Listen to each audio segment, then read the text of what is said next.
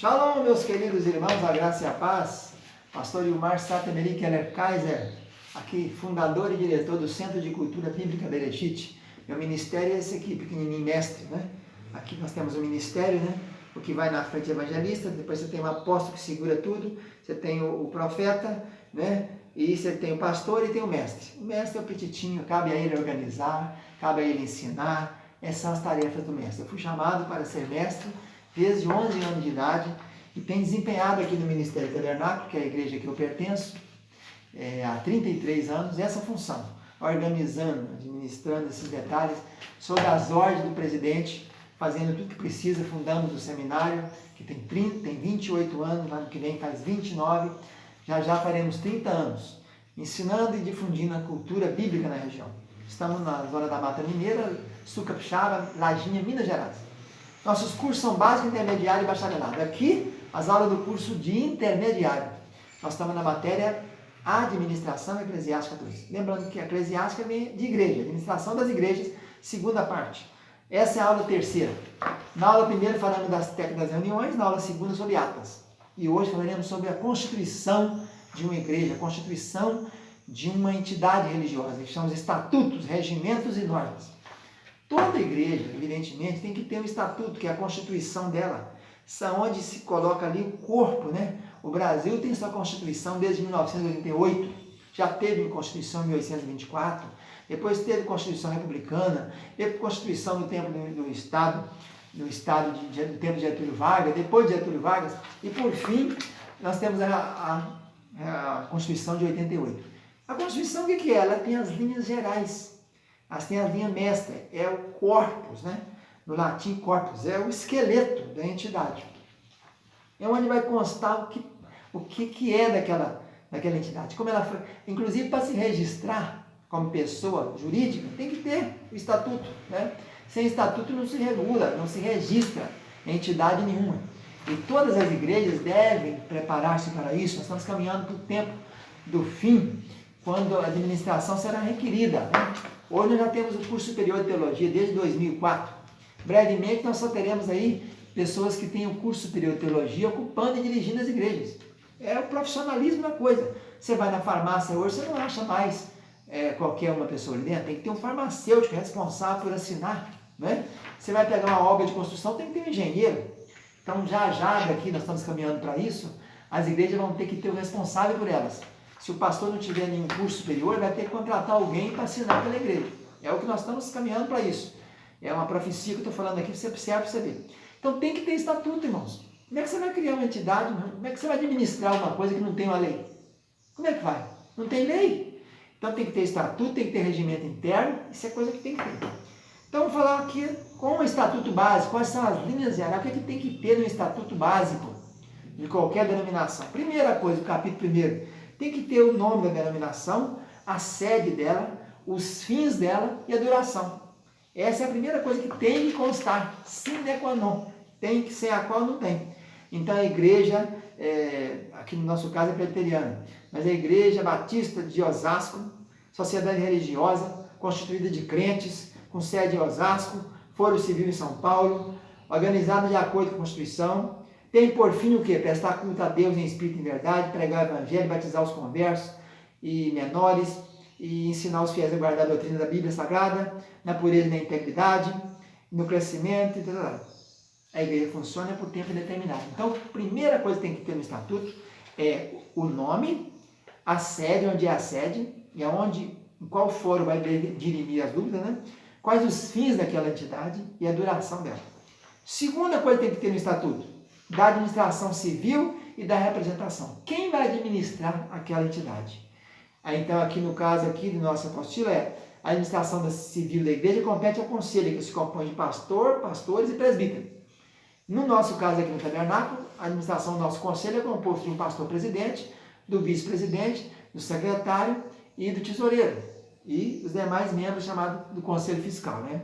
A administração civil é essa, quem representa aquela entidade. Quem que vai representar? Né? Quem que é o chefe? Quem é o presidente da igreja?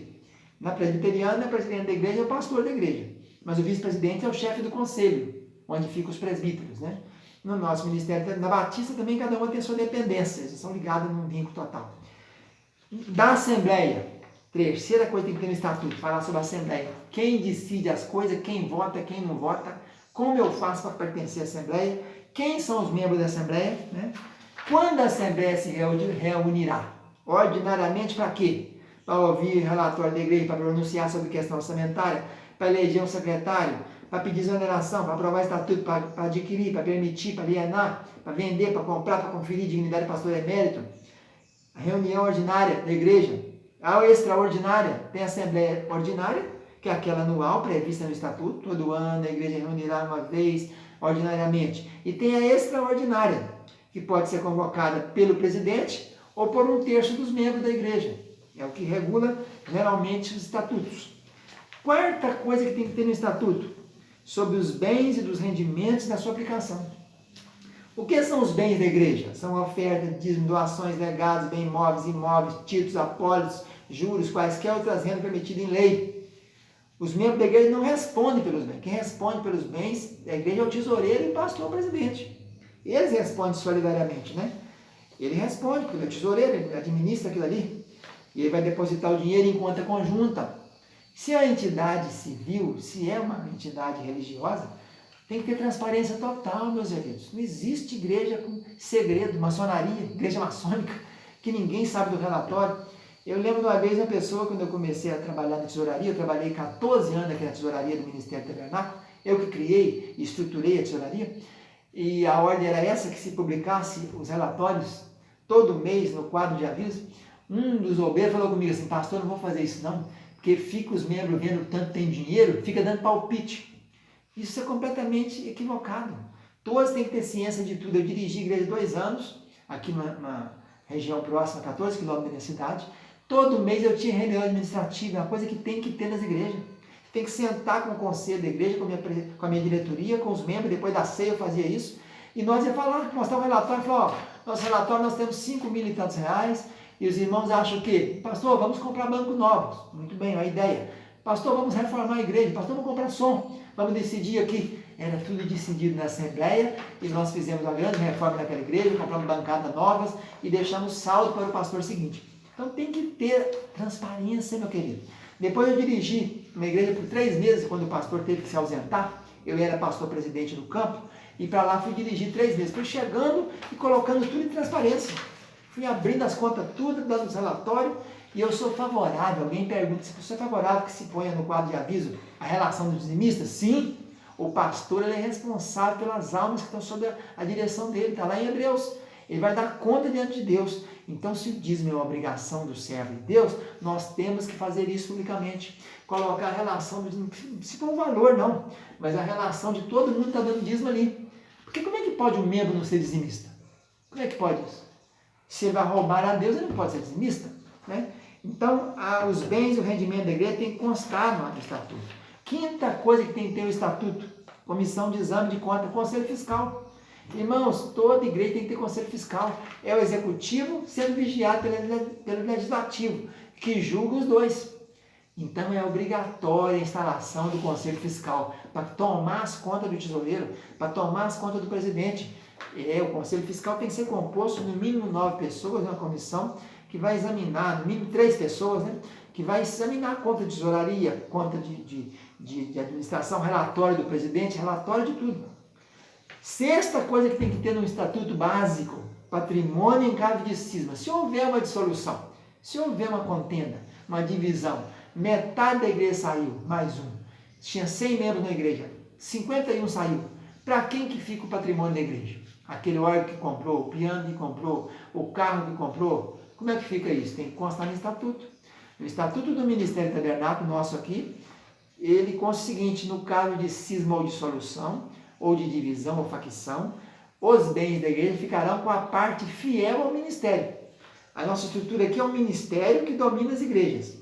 O ministério é como se fosse um presbitério, né? Ele coordena as igrejas. Todas as igrejas são filiadas a esse ministério. Tem sua contribuição, tem que mandar para ele. Igual a presbiteriana também, que tem o quê? Tem o presbitério, as igrejas têm o presbitério forma o sínodo forma o Supremo Concílio. É assim que funciona o modelo presbiteriano. Mas o nosso modelo é o seguinte, os pastores estão unidos numa regional, a regional está unida na nacional, que é o ministério em si. Então, 8, 5, 6 igrejas, 4 igrejas compõem uma regional, que tem um presidente regional. Aquele presidente regional, com mais os outros regionais, compõem a presidência nacional.